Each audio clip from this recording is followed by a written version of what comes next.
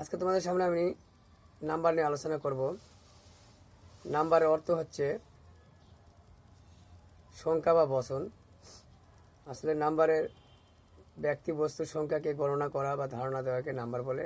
যেমন বয় বয়েস, cow cows, girl girls, কে case.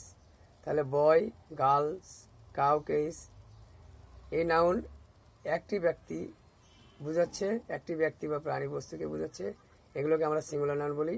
আর boys, girls, case এগুলোকে একের অধিক ব্যক্তি বোঝাচ্ছে, এগুলোকে আমরা প্লুরাল নাউন বলি। আবার যাকে নাউন প্রোনাউনের নাম্বার কাকে বলে, নাউন ও প্রোনাউনের সংখ্যাগুলোকে আমরা নাম্বার বলে থাকি। আজকে এই সংক্ষিপ্ত ধারণা দিলাম। পরের খণ্ডতে আবার ভালো করে বোঝানো হবে। তোমরা সবাই ভালো থাকো, সুস্থ থাকো। Thank you very much. By.